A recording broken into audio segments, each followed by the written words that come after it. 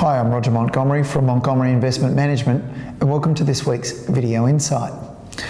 Perhaps the two most common questions that we receive here at Montgomery is a question around a valuation of a particular stock, and the second most common would arguably be where the market is in terms of whether it's cheap or expensive. So let me talk to you about that first, and then what we'll do is we'll look at some of the companies that are popping up on our recent screens. The stock market, we reckon, is about 10% overvalued at the moment, but that doesn't mean that it's going to fall or rise. Valuing a company or an index that's made up of companies is not the same as predicting its direction. And so at the moment, while we can't tell you whether or not the stock market is going to go up or down, we can tell you with a reasonable degree of confidence that it's a little bit expensive. So keep that in mind as we talk about the companies that are coming up on our screens. Now, when we screen for a bunch of different things at Montgomery. We're not screening only for value, we're not screening only for quality, we're looking for both of those things, and we also throw into the mix other factors.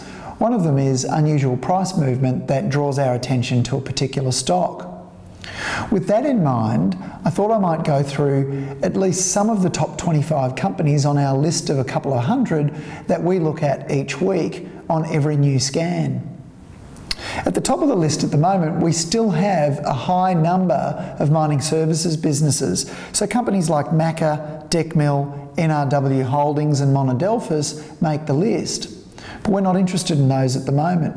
You might remember that for the last couple of years we've been saying that we believe the iron ore price would drop, and it's now doing so. In fact, analysts who'd previously thought the iron ore price might stabilise at $100 or $90 are now revising their forecast to $65 and $70 a tonne. In light of that expectation, slowing demand in China as well as increasing supply in Australia, we don't think mining services business is quite the place to be just yet. The first company that does pop up on the list happens to be one that we already own that is outside of mining services, and that is Infomedia. Infomedia is a business that's dedicated to supplying infrastructure, online or IT infrastructure, to mechanics. As a result of their exceptional service and their exceptional product, they're growing phenomenally, we believe, in the United States and in Europe, and will continue to do so. So we think this is a business to keep an eye on, but of course speak to your advisor before undertaking any transactions. Another one that pops up on the list that's of interest to us and which we already own is Vocus Communications.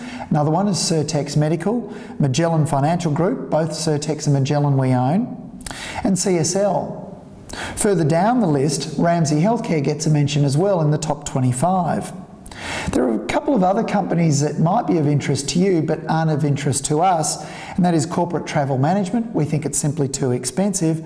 Hills, which we think doesn't have a clear direction at the moment. We can't work out what it's going to be in 5 or 10 years' time. And Cabcharge Australia also pops up on the list, but for us, we think it's both legislatively challenged and competitively challenged. That pretty much completes the list for now, so hopefully next week we might have some other companies that make the list that are new and we can mention them to you as well. Stay tuned. In the meantime, have a great week.